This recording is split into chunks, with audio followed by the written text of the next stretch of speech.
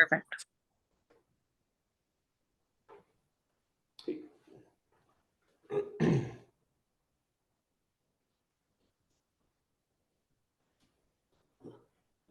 Hello, everybody. Randy, I like your background. It's different than the skiing. I know. Jeremy helped me out today. Yeah, I'm like very blue and vibrant. You stick out very well on that. I like it.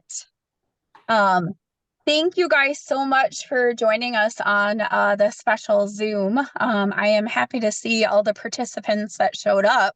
So I really appreciate that. I know that there's been a lot of information. I know I've gotten a lot of questions. Randy's gotten a lot of questions. Our admin's got a lot of questions. So we want to address a few things with you guys tonight about the NAR lawsuit or settlement that came out, but also just kind of reassure you guys that we are moving forward as we normally do. But what I would like to do is I'm going to turn the floor over to Randy. If you have a question as he's speaking, if you guys could please put it in the chat and we will watch that chat and try and address it as best as we can. But we just don't want to, a ton of people, interrupting or coming in and speaking over. So that chat is going to be really important.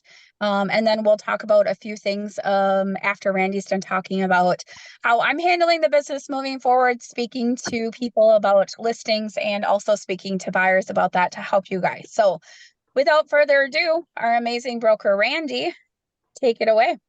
Okay, good to see you guys that have your videos on and stuff. So a lot of people on here actually. So I'm sure a lot of you have already seen kind of what's going on starting to come out from our association. So we just thought we'd kind of come out and mention something. Joe was thinking of waiting until next week, but I figured I have enough information to give everybody a heads up on exactly what we know and kind of tell you probably what I think we're going to have to do or what kind of things might happen, because it's not like this is a total disaster. Ultimately, if I simplify what happened, which I can do, we're going to have to make some changes in our practices.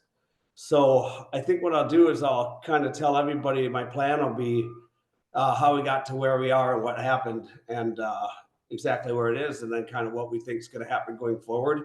Because then I'm sure we're going to wait for some other people to come up with creative ways to implement and work with how we are going to have to work with this new program. But first of all, these lawsuits all started happening, and the verdict came kind of the whole idea around this is getting money. A class action lawsuit with a lot of attorneys getting paid. It's resulted in additional lawsuits in other states, so it's becoming a bigger issue. So NAR proposed the settlement, and it's odd because the settlement wants to be implemented by August 1st, but it's not signed off yet. And so if it is signed off yet, and possibly that's in July, then we might start implementing these practices immediately, but it's not 100%. It still needs to be approved by that judge. So basically everybody got wrapped together, and now it needs it's been presented, needs to be approved. So I suppose, I don't know, we might not even get started until August. So I'm not sure how Minnesota will handle that with our forms, because they're going to have to update some forms probably for us. So simply, I guess the most simple way to look at this is that we'll wind up doing our real estate deals, but the way we handle the commission is going to wind up a little bit different. And I think during the lawsuit, there were 5 key rules that were implemented. And the biggest thing for us, I think, is that they've removed the ability for listing agents to offer the cooperative, the compensation in the MLS system. So now we will not be able to look into the MLS and see how much we get paid to go sell a property. There's a couple other things about how the compensation will work, but the reality is that the bottom line is kind of the listing agent cannot be the one who pays us. And so, there's a couple things that have been said, like, well, price of real estate will go down. I can talk a little bit about how it could have a slight increase, in my opinion. But I think what we're going to have to do is answer some questions about One, how do you explain this to some people that you're going to be working with? I mean, first of all, it's not implemented right now, so it's not a problem if they're going to be buying. And then we'll have to determine how we're going to kind of charter the new path. So with that key issue of it, the compensation not being able to be part of the MLS, there's still some things that need to happen, right? Sellers need to find buyers, and buyers need, to find the house that they want to buy, and then we need to make the transaction happen.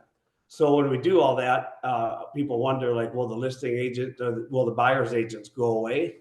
And there's a couple key reasons I don't think that can happen, because, well, one, the methods of payment are still the kind of the loophole in this that maybe NAR or some people think is a loophole.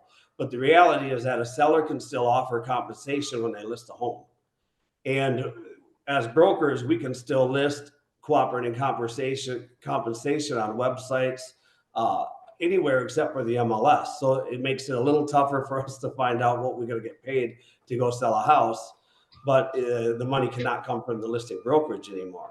And so a couple things that I see happening are, once we get into a agreement, either the seller can pay our commission as a buyer's rep, or the buyer can pay our commission as a buyer's rep.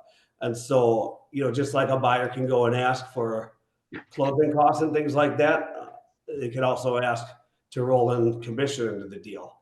So there's going to be an issue with some banking, with caps on how much a seller can contribute. There's a lot of caps, like some are 3%. I don't know if anybody goes up to 6% anymore on like those subprime loans and things, but we're going to have to figure out how we can get the money. And if it can't be part of the deal, the buyer, our seller, will have to pay it. And so one of the key things here is that if you take a look at offering it from the buyer, those are the challenges we're going to have to kind of come across on how to creatively present ourselves professionally, implement our contract and have the buyer pay. But when the seller, we know, can offer a compensation, even though the listing agent can't tell us through the MLS, what happens here is, if I'm a seller, right, and I put my house on the market and I don't tell my agent, I'm not going to offer any compensation to a buyer's agent, then the buyer's agents are going to be less likely to go show their clients that property, because they're going to have to fight for the commission, right? Kind of a little bit of a, like sometimes if you have a listing that pays extra, you try to get a buyer in there because you're going to get a large bonus. So because of a listing, a seller is going to have to compensate the buyer. If they don't want to try to compensate a buyer's agent, they'll be less competitive in the market trying to sell their listing. I hope that makes sense, but keep a note on it, and we can circle back to it if it doesn't make any sense. So basically, a seller's at a less competitive advantage to sell their home if they don't offer some type of compensation. And so offering that compensation kind of makes that easy enough. As a buyer's rep, we'll get paid from the seller. There's a couple ideas out there that the 6% is going to go away. And with that strategy there, a seller knowing that they need to pay both sides, there just has to be a dollar amount that they're willing to pay, and it could be 6. Maybe it's at a very expensive listing and they're not going to agree to pay 6. So we've been, negotiating our commissions now for years, right? Probably 2 decades. So I guess that'll have to be negotiated on how much somebody will pay. So when people ask if the amount of compensation might go down, yeah, there could be a decrease on the amount of compensation, but I don't definitely think that, the 6% will completely go away. It's all going to be negotiable. So then the other piece of that is that, some people think home prices are going to fall because less commissions are being paid out. But now if buyers are having to stack their commission on top of the price and then hope that it appraises, that could, cause a slight increase or a tick up in the cost of homes. Because just like sometimes house sells for 100,000, you write your offer at 104, you get some cost paid for from the seller, right? And then as long as it appraises and the bank agrees, all those costs can be rolled in. So that's kind of why I see there could be an uptick. So the only person that's really losing here are all the buyers out there, because one of the things we're going to be afraid of is the buyer might not want to engage in a contract, and now they try to go up to a seller and the listing agent's representing the seller and they're not representing the buyer at all. So there's a couple of things that have to happen here. A buyer, if they don't want to listen to the listing agent who represents them, they've got a couple options, right? And that's a real estate agent or it's an attorney. So somebody they're going to be paying. And an attorney, I don't think is going to be interested in driving people around in their car. And I don't think they're going to want to be paying $400 an hour to try to get one too. So that's where we have to negotiate our contracts with the buyers that we run across now. So in Minnesota, we've been doing this all along. Wisconsin, we've been doing it all along. People are worried about, we have our contracts, but we write in our contracts that they will not have to pay if the seller pays. And that's exactly what typically always happens.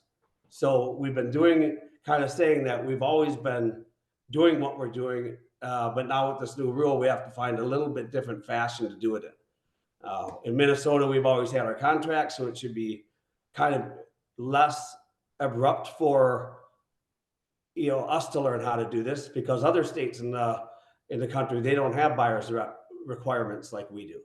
So we're already used to doing this. So now we have to come up with kind of the creative ways on, well, one, when we get a buyer, you're really going to want to try to get them into a contract, because it assures you a contractual relationship, which allows you compensation, and then that gives you the opportunity to go do your job as a buyer's agent and find them a home, right? So how these contracts will be changing and how we can come up with ideas to get the buyers to sign them up front, not just when we write up a PA, that's going to be part of probably a challenge for people.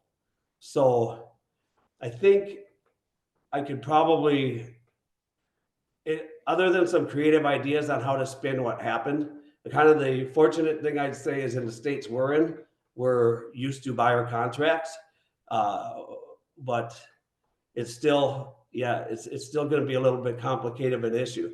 I think I said it already. So brokers, they can offer, so if a seller gives us the authorization to offer cooperative compensation, as a broker, we can put it on our websites. As agents, you can put it out there, as a listing agent, so that there's got to be a way that now we might have to say, find 6 houses to show, call and ask what the compensation is, if there is any, and then, kind of determine what houses to line up in order. I'm trying to think of how exactly we're going to practice our craft. But the bottom line is we'll probably be getting more contracts up front than when you find a house. I think it's probably better to kind of get a few questions because, the bottom line is that it's coming off of the MLS, but sellers can still cooperate.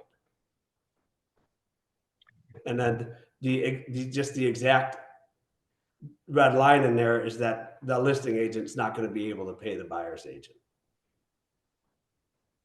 We got quite a few questions in the chat. Randy, I'm going to have you touch on for a second.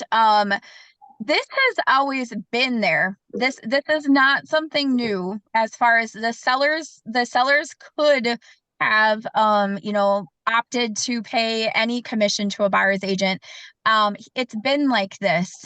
It's just the fact that our standards in the industry, us as agents, kind of have set the standard of, the 6% and the 2.7 or the 2.5 to the seller's or the buyer's agent. But it has always been like this. It's just how you explain it. Yeah, that's right. So,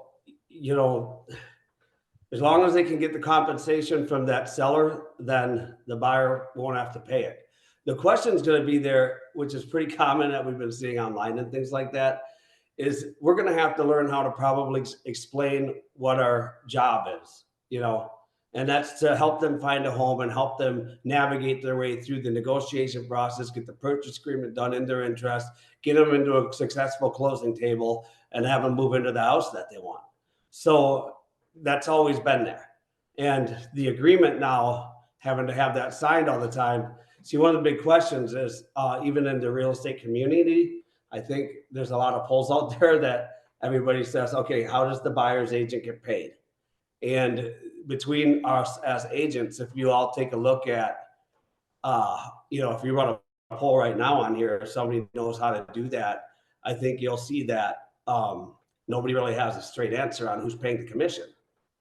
And so we're going to have to define exactly, who's paying the commission, because a lot of people think it's the listing agent. A lot of people think it's the seller. A lot of people think it's the buyer, right? At the end of the day, I believe that it's going to be negotiated into the deal and the seller will wind up paying the commission. So it's just kind of another way to do what we're doing. Do you mind if I ask a question? Oh, go ahead. I was, if you want to ask that, then I'm going to go through this list of questions in the chat. Yep.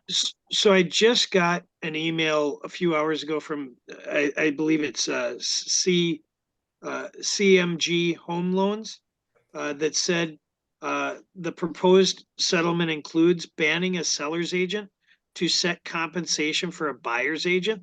Is that just for on the MLS, or is that where I can't even do it? And then, so I've been putting together things in my head, like, I'll put a sign in the yard that says, sellers are willing to pay buyer's agent, have your agent give me a call, because that way it's right out in front. It states right away, we're still doing business as usual. But if they're saying that I can't even talk to a seller and say, hey, my standard is 2.7, or that's what I suggest, but if I'm willing to go as low as 2%, if I can't even say that, and are you saying that I can't even set what I would need for terms? I think that rule applies only to if somebody's going to put that listing into the MLS.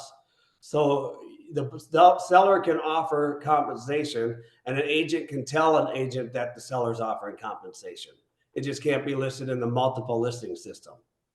But it's saying banning a seller's agent to set compensation for a buyer's agent.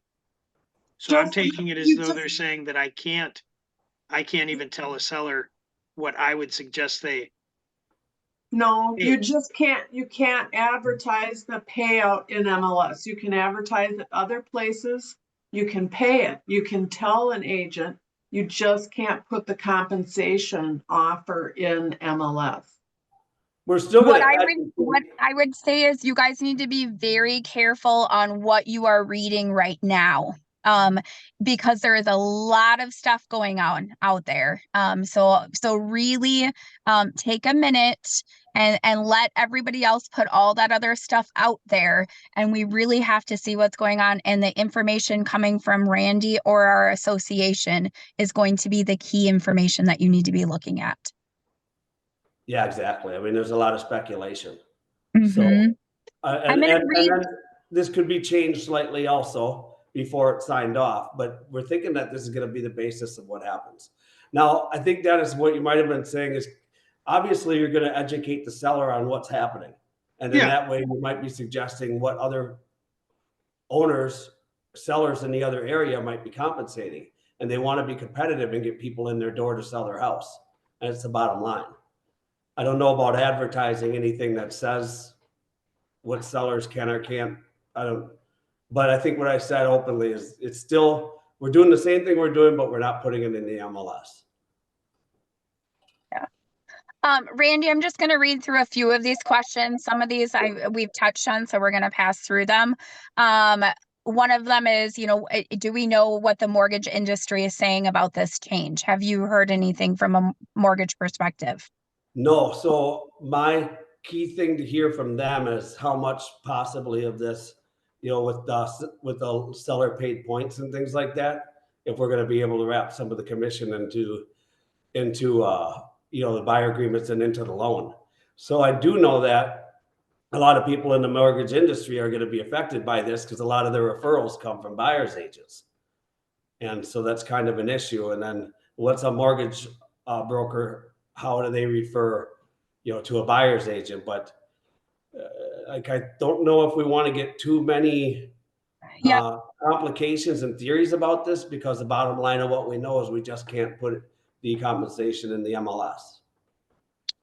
Next question. Still. And I think the mortgage industry is going to they need to figure this out as well. So we're going to have to wait for them to get to that point. Next question we have is energy protected by this lawsuit? or does it have more than the sales limit? I don't think that we have more than the sales limit. So Okay. we got our insurance policy renewals. They're not in our area yet, but I think we all figured out kind of in another, listening to other people, that they left this, there's like 8,100 brokerages in the country still that aren't part of it, because the way that, I think they're looking at it as they have more money on the table to get still.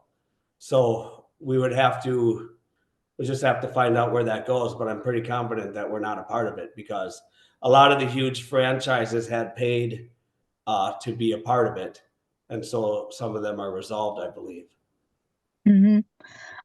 One question. Billion or more. What was it?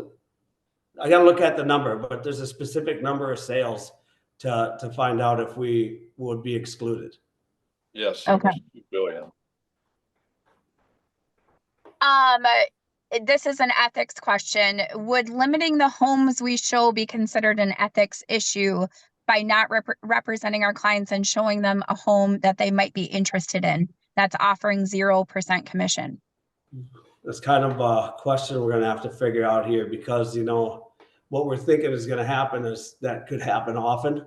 I think we've steered clients, maybe like, say, for example, I think I saw in somebody else's presentation when they say, well, there's a FSBO, down the street I'd like to check out. And an agent might say, oh, I've already checked that out. The seller's nuts, let's go look at this other dozen houses. And so we've kind of been, leading people down a path to the homes to see all along. And so I suppose not showing a specific home could be an ethics violation. We'll have to find that out so that, we can decide, how to do your practice. Wouldn't we just like tell them, yeah, I can show you this, but you would be having to pay my commission out of pocket? Exactly. Potentially, if they're not given enough compensation. I mean, some of these agents, some of all of us have let people off the hook because they just, they go find another way to buy a house after you've shown them 20 houses. So I mean, we're just gonna have to justify the compensation and tell them. I think one of the biggest things we're gonna have to come up with, Amy, like you said, is, and then whoever asked that other question, is we have to justify the value and show them everything that happens in the transaction, get that contract signed, and after the contract signed, you can show them any house you want. Yeah, the only thing I was going to add. Oh, go ahead. Yeah, I was going to say the only thing that I was going to add. I mean, my viewpoint on the changes is that they're trying to decouple the commission, and by doing that, they're giving consumers a choice both on the selling side and the buying side. So that said, I think, and Randy alluded to it, but everyone's got to be much better at, one, showcasing their value, and two, negotiating. So by that, I mean, if I'm selling a house, there doesn't necessarily have to be a set commission going to the buying side. It's all negotiable, right? So, the seller could easily say, hey, give me an asking price offer. I'll give you whatever commission you want, right? It's all baked in. And I think that's where you need to showcase your value with the buyer and also explain to them up front, how you get paid or how you're going to negotiate or whatever the case is. Yeah. We're already bringing out a disclosure of what we're going to offer to the buyer's agent. So it's going to be the same discussion for listing agents. So I expect there to be a lot of compensating listing agents that are going to compensate buyers, because it's going to be a way for them to sell and close the listing. They're going to advertise it to agents who are going to bring all their buyers and flock them in, and we're going to get your house sold for top dollar, right? We get as many people in there, and you get the highest the market can bring. Isn't this going to be just that Zillow is going to advertise the crap out of it, that you don't need an agent and here's all the listings because they have more information than our own MLS does? We're thinking possibly some brokers might try to use the strategy of showcasing all their listings better. No, we don't know. We got a half a year here to come up with ideas on how to navigate through, but I just don't know. I mean, I think that when anybody looks at selling the property, they're going to pull out this disclosure of compensating, you know, and ask them what they want to compensate, and the whole discussion is going to be there. And so we feel like we're really doing the same thing. It's just a slightly different path. It's, you know, I don't know too many listings that just try to list without paying anybody. I've never really seen it. You know, I am seeing, and I will just say this, I am already seeing agents dropping their buyer's agent commission on the MLS down to 1%, 2%. The thing is that we as agents are actually educating our clients. So the agents are telling their clients they can do this, or there's agents out there that are taking that compensation at that point and pocketing them themselves instead of doing it. So it's really just, you guys, we have to give each other some grace in this, and we have to remember that we are all in this together. And the goal is to sell people's houses here. Honestly, that's how I'm explaining this to my clients is I cannot help you. 95% of the time, I am not the one who's bringing that buyer's agent. I need to have other agents out there bringing them in. So you have to educate them on the value of it. Yeah, and to that note, and it's been rare, but there have been occasions where I've put offers in for individuals on homes that are offering just a very low commission. And part of our offer, I asked for a higher commission, right? So again, everything's always been negotiable. It's just now it's going to be a heck of a lot more negotiable. Absolutely. So if anybody is kind of hearing things like realtors or buyer's agents are going to become extinct, I don't think I'd worry about something like that just yet. I've been hearing that since Zillow came on the market and since, you know, 1997. It's just that we'll adapt. You know, the idea of the listings, there's so many brokerages out there. We have to work together. So there's going to be compensation offers to the other brokerages. I think we probably will come up with some type of way to communicate them alternatively, possibly. It's just we can't hide the language in the actual MLS. I wouldn't be surprised. I mean, there'll be some, I don't want to either go down the road of speculating either, because we just don't know, but just another resource that you can look up an address and see what compensation might be available. Or like, you know, if you looked up a listing at our brokerage, we could have an active, they could just go to our company website and then see what cooperative buyer's rep is available. It might be that would be an alternative that we can do immediately. You know, if you're going to look at 5 houses, you might have to look up 5 commission things to make sure you're getting paid. And then, you know, yeah, maybe you do put one that has lesser compensation or none at the end of your day in case you don't make it there. I don't know. The other thing that I will say too is it is already in the buyer rep agreement. It's just that we're not holding anybody accountable to that. You guys, I know that I've put zeros in there. I've done things, but we're really gonna have to learn how to explain that and really, really educate the buyers on this side to it.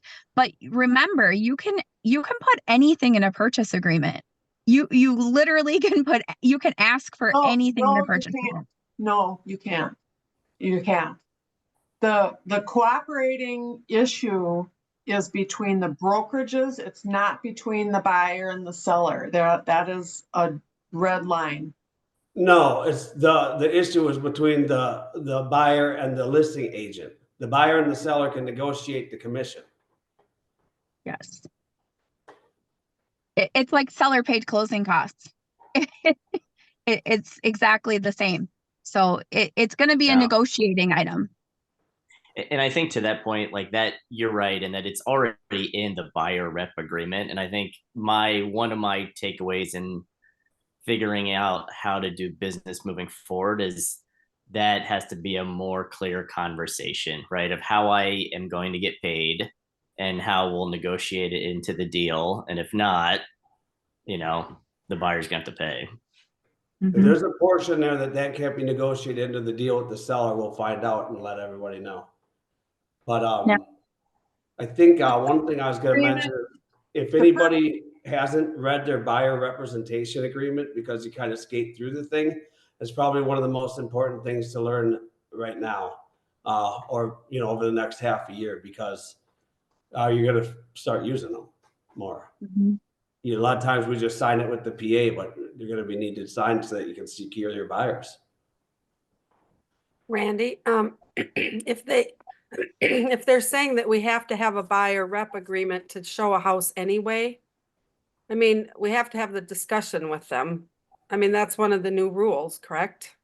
Yeah, that's kind of what we're thinking. Somebody had suggested doing one-time showing agreements every time, but I don't, that's kind of one way to do it. But if we have to have the buyer rep agreement, I don't know that that's the rule that we have to have the buyer rep agreement, but you're going to have to have a buyer rep agreement at some point to guarantee your commission from the buyer.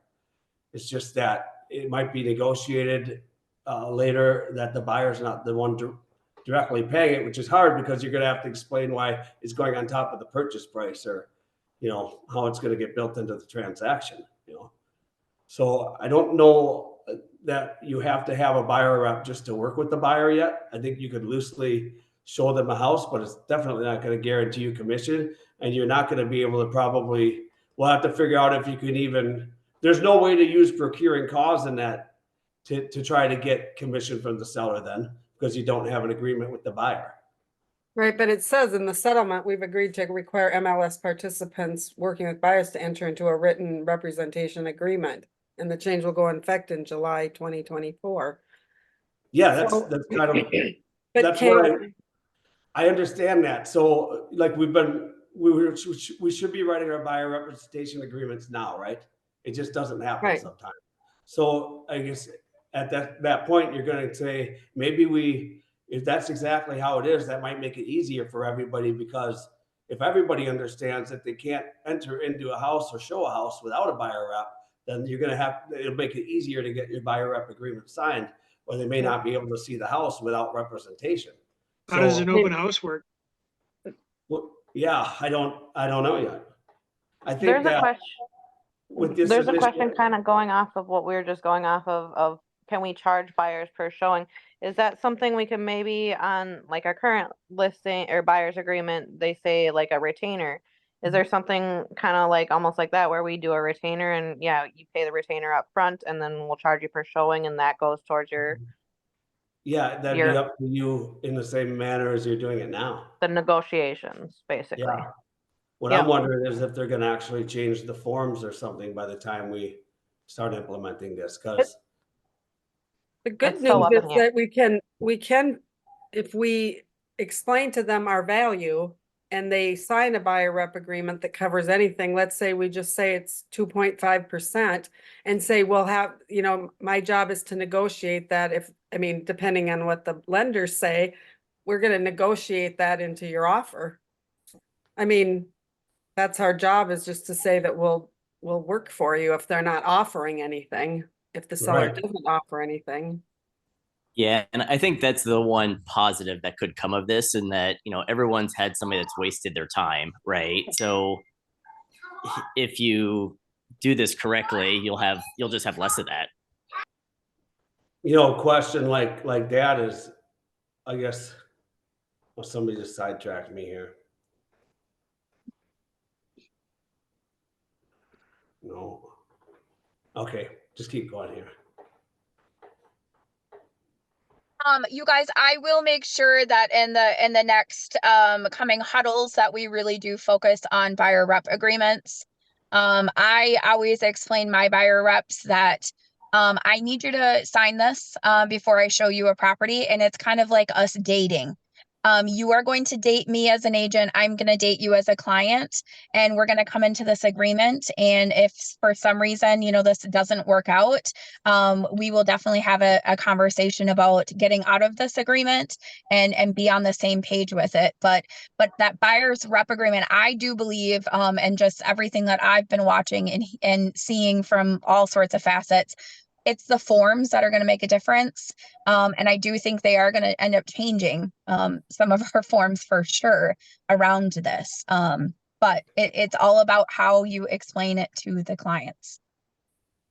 I think the challenge is biggest going to be how to find out which sellers are offering to compensate. How to steer through that.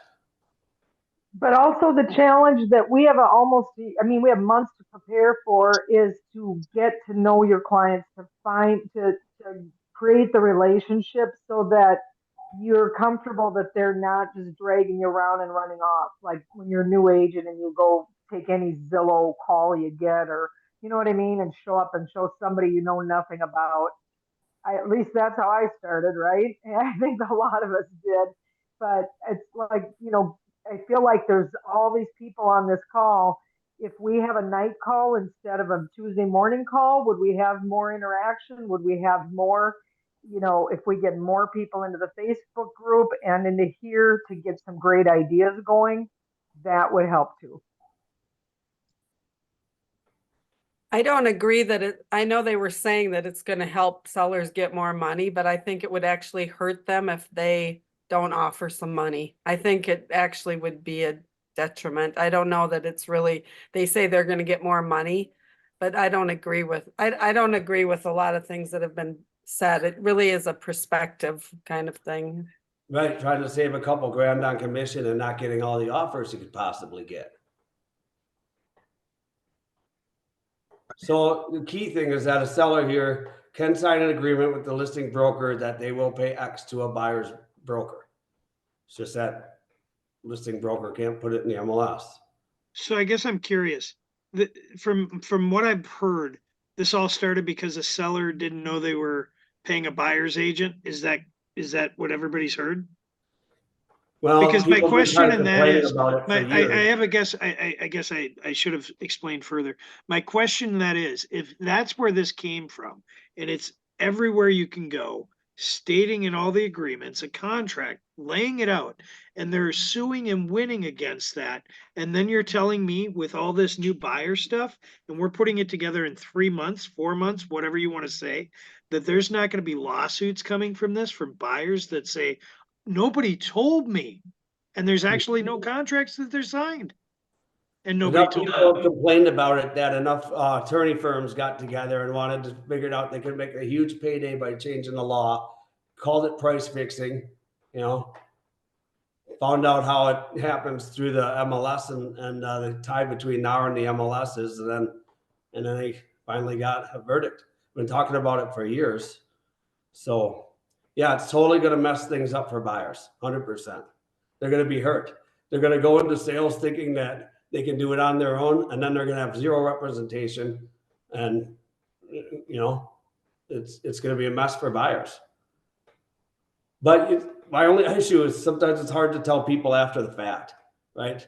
There's going to be a handful of those buyers that will lose some money to because they're too smart for their own good, and then they'll be like, well, going back and doing it again, I would have used an agent or something, Well, can't we just explain to buyers what happened to sellers and when Edina Realty got sued for the seller agents representing both sides and it wasn't clear to the buyer at that time, and just say, this was put into place to help you, and now, I mean, it's kind of like we've just gone back to the. That's 100% of a really good example to use when you're closing somebody to sign. It's perfect. Yeah, that's a perfect point. I think we'll have ongoing discussion about it. I don't want to keep kicking a dead horse, but I wanted to make sure everybody, before any rumors are flying around and people just don't understand that we held a event. There's enough of us in our group that I believe we can come up with strategies, but I think the whole nation as a whole, obviously, is going to be focusing on kind of what procedures and processes to implement. But Tammy, that was a pretty, thanks for bringing that up, because it's really a perfect scenario.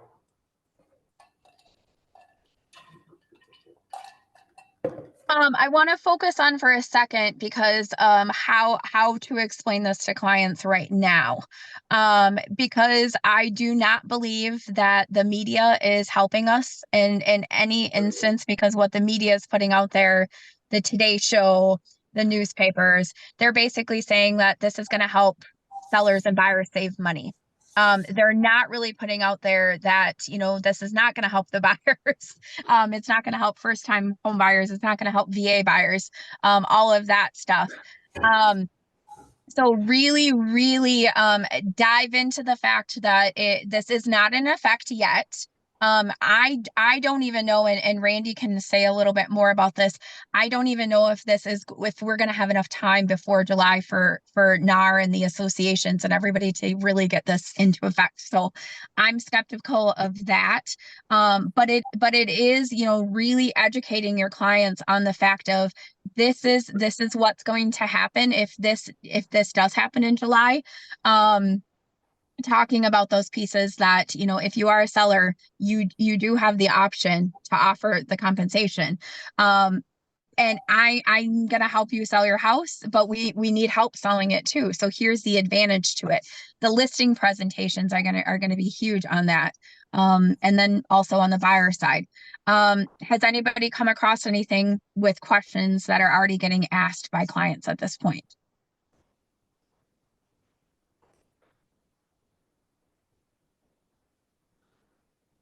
I'm seeing a lot of discussion that will follow up on the ability on how to negotiate with the seller. Mm-hmm. So. Okay. Yep. And we'll do some training around it in the next few weeks.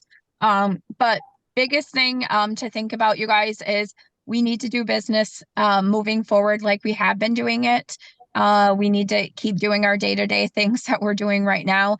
And remember, we got this way even during COVID. We were really, really scared of what was going to happen then.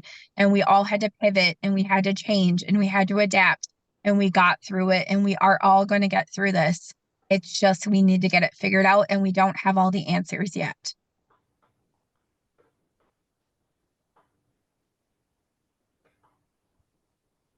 Anything else you want to touch on, Randy, before we let everybody go? If anybody talks to anybody in the mortgage industry, kind of regarding this stuff about, somehow there has to be a tool to negotiate with the seller if it needs to get wrapped into a deal. And so there's these no money down type of loans, or only minimum money down, where, I don't know how it happens, but how the seller can pay a commission to the buyer, so the buyer can pay the agent and fulfill their contract. However that, roundabout process is going to happen. If any of the loan officers have heard anything about how that might work. Yes, but I think we should have a actual Zoom with a loan officer. I was with one and they have a little workaround, but I think that would be a best discussion for a loan officer to go over. Ryan Stengel was who I was out to eat with when all this happened, and he was really knowledgeable about all of it. So I'll leave on the note of maybe anybody who hasn't really read a buyer's rep agreement thoroughly, read it, and it might just shed light on, hey, we're kind of already doing this stuff. I have, hi, this is Hui here. I have one last question, or a question about the legality of doing something a little differently. So one idea I had in mind is, typically when we sell a house or represent a buyer, we get a fat commission check for a couple $1,000s. What if we put a lien against the house so that the seller can pay us our commission over time? And in the event that they don't pay off the lien, we can go in and say, hey, remember when I helped you buy this house? Let me help you sell this house. That way you can still have a grasp on it. Is that illegal, or is that too complicated? Well, like if at the end of the transaction they can't pay you or don't want to, you put a lien on the house they bought. Mm-hmm. I understand that. I don't see, if they agree to that, I don't see why somebody can't do it. But yeah, because if we, your last resort, you want your money now, right? Yeah, exactly. And like if we, get our money up front, or 2.5, 2.7%, like that's going to get factored into the loan, and that gets amortized. So they end up paying a lot more over time. So that's one way you can kind of explain to the buyers. Just a couple ideas I have. And again, you as the agent still having a lien on the house, it kind of helps because by the time, like I said, by the time they are ready to sell, if they haven't paid off the lien, you can also go back and be like, hey, you still got a lien with my name on it, so you can pay it off. I think there was a company doing that, and they were putting service fees on there one time, and it might have resulted in them getting sued. So let's just table that Okay, until we find more information about doing something like that from somebody. gotcha. Yeah, my investor brain is just trying to come up with these different creative ideas, but again, I just don't want to get in trouble and lose my license. Good thing is that we got a million other people in the country working on it, so I'm pretty sure we'll collaborate on ideas. Gotcha. Thank you. All right, guys. All right, Anybody perfect. wants to, I Thank mean, you guys for putting yeah. this together. Okay, have a good evening. Thank you. Thank you. Thank you. Thank you very you. much. You're This is welcome. great. Thanks. Thank you. I like everything you said, Jill. Thank I'm you. with you. I'm with you. No, we got this. We just all have to stick together and we will be perfectly fine. Just remember that. As always. Yep. Have a good Okay. night. All right. You too. Bye.